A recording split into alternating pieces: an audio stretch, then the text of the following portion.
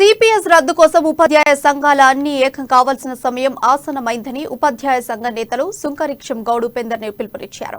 ఉద్యోగస్తులందరూ పాత పెన్షన్ విధానం లేకపోవడంతో తీవ్ర ఇబ్బందుల పాలవుతున్నారని తెలిపారు. వెంటనే కేంద్ర రాష్ట్ర ప్రభుత్వాలు పాత పెన్షన్ విధానాన్ని అమలు చేయాలని అంటున్న ఉపాధ్యాయ సంఘాల నేతలతో మా నల్గొండ ప్రతినిధి కిరణ్ ఫేస్ టు ఫేస్.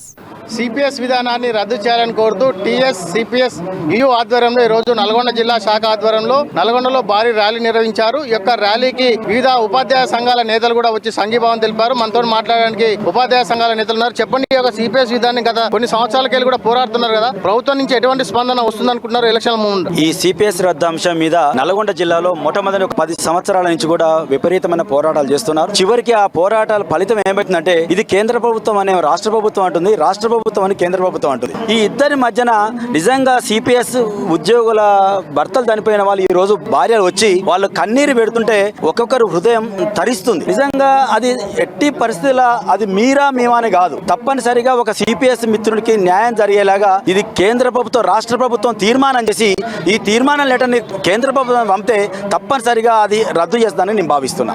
అయితే గత కొద్ది సంవత్సరాల నుంచి కూడా ఈ యొక్క సంఘాలన్నీ కూడా పూర్తి స్థాయిలో పోరాటాలు చేయకపోవడానికే విఫలమని చెప్పొచ్చు. అట్లనేం లేదు సార్, అది ఖచ్చితంగా ప్రతి సంఘం అతిథులుగా సంఘాలకు ఖచ్చితంగా పోరాటం చేస్తున్నారు. కానీ ఈ సందర్భంగా నేను ఒకటే చెప్తున్నా, సిపిఎస్ సంఘం ఖచ్చితంగా ఒకటి ఉండాలి. అది ప్రతి డిఓ ఆఫీసులో కార్యక్రమాల కానించి ప్రధాన ఉపాధ్యాయ సంఘాలతో ధీటుగా అన్ని రంగాలలో ఆ సిపిఎస్ ఉపాధ్యాయులు సర్వీస్ చేసే పరంగా సంఘాలు ఏర్పడాలని ఈ సందర్భంగా కోరుతున్నా. అట్లా కనుక అయితే తప్పనిసరిగా ప్రతి సిపిఎస్ ఉపాధ్యాయుడు కూడా ఆ సంఘంలో చేరి వేలాది మంది వారు ఏ పిలిపిస్తే ఆ పిలుపు వస్తారు, తప్పకుండా ప్రభుత్వం దృష్టికి వస్తుంది. చెప్పండి, ఇటు కేంద్ర ప్రభుత్వం కావచ్చు, రాష్ట్ర ప్రభుత్వాలు కావచ్చు, ఒకరి మీద ఒకరు ఆరోపణలు చేసుకుంటూ యొక్క సిపిఎస్ విధానాన్ని ఎవరు కూడా రద్దు చేయడం లేదు. దీనిపైన మీ పోరాటం ఎలా ఉండవచ్చు? ఇది ఖచ్చితంగా రాష్ట్ర పరిధిలోని అంశమే.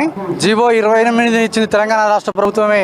కానీ ఇప్పటికీ మరి రాష్ట్ర పరిధిలోని అంశం అయినప్పటికీ దేశవ్యాప్తంగా 6 రాష్ట్రాలు కూడా ఇప్పటికీ సిపిఎస్ నుండి బయటికి వైదొలిగాయి. పశ్చిమ బెంగాల్ తో పాటు ఒక 5 రాష్ట్రాలు పంజాబ్, రాజస్థాన్, ఛత్తీస్గఢ్, జార్ఖండ్, హిమాచల్ ప్రదేశ్, మరి ఇప్పుడు 6 రాష్ట్రాలు కూడా సిపిఎస్ నుంచి వైదొలిగాయి. కానీ ఈ రాష్ట్ర ప్రభుత్వం సిపిఎస్ నుంచి బయటకు వస్తున్న రాష్ట్ర ప్రభుత్వాల మీద కేంద్ర ప్రభుత్వ వైఖరి చాలా ఇబ్బందికరంగా ఉంది. ఏ రాష్ట్రం అయితే సిపిఎస్ నుంచి వైదొలుగుతుందో ఆ రాష్ట్రాలకు రుణ సౌకర్యాలు ఇవ్వమని చెప్పేసి, అదే విధంగా ఇప్పటి వరకు షేర్ మార్కెట్ లో పెట్టుబడి పెట్టిన ఉద్యోగుల ఖాతాలో ఉన్న సొమ్మును తిరిగి వాపస్ ఇవ్వమంటూ కేంద్ర ప్రభుత్వం స్పష్టంగా చెబుతా ఉంది. ఇది చాలా దారుణమైనటువంటి పరిస్థితి. మేము సిపిఎస్ రద్దు కోసం దశాబ్ద కాలంగా పోరాటాలు చేస్తా ఉన్నాం. మా యొక్క పోరాటాలను గుర్తించి తెలంగాణ రాష్ట్ర ప్రభుత్వం ఇప్పటికే ఫ్యామిలీ పెన్షన్ ను గ్రాట్యుటీని ఇవ్వడం జరిగింది. చివరిగా ఈ ఎలక్షన్స్ లోపు మరి తెలంగాణ రాష్ట్ర ప్రభుత్వం 176,000 సిపిఎస్ ఉద్యోగుల ఉపాధ్యాయుల ఆకాంక్షను గుర్తించి వెంటనే సిపిఎస్ విధానాన్ని రద్దు చేసి మరి ఎలక్షన్లోకి వెళ్తుందని చెప్పేసి మేము ఆశిస్తున్నాము. లేని పక్షంలో ఖచ్చితంగా ఈ తెలంగాణ రాష్ట్ర ప్రభుత్వం సిపిఎస్ రద్దు చేయాలి.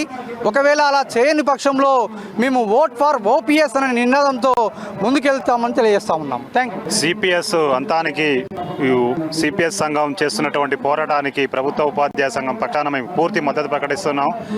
రాష్ట్రంలో ఉన్నటువంటి వేలాది ఉద్యోగులు సిపిఎస్ విధానంలో పనిచేస్తున్నారు. వాళ్ళందరినీ కూడా సిపిఎస్ రద్దు చేసి పాత పెన్షన్ విధానాన్ని తీసుకొచ్చి వాళ్ళ జీవితాల్లో వెలుగు నింపాలని ఆ దిశగా కేంద్ర రాష్ట్ర ప్రభుత్వాలు రెండూ కూడా దీన్ని నిర్ణయం తీసుకొని ముందుకెళ్లాల్సిందిగా కోరుతా ఉన్నాం. 2004 సెప్టెంబర్ తర్వాత ప్రభుత్వ ఉద్యోగానికి ఎన్నికైన ఏ ఉద్యోగ ఉపాధ్యాయుడైనా కానీ కాంట్రిబ్యూటరీ పెన్షన్ స్కీమ్ కింద తీసుకురావడం అనేది దారుణమైన విషయం. 30-40 సంవత్సరాలు ప్రభుత్వానికి సేవ చేసిన తర్వాత ఆర్థిక భద్రత లేకుండా రిటైర్ అవ్వడం అనేది ఎవరికైనా శోభ పెట్టేటటువంటి అంశమే.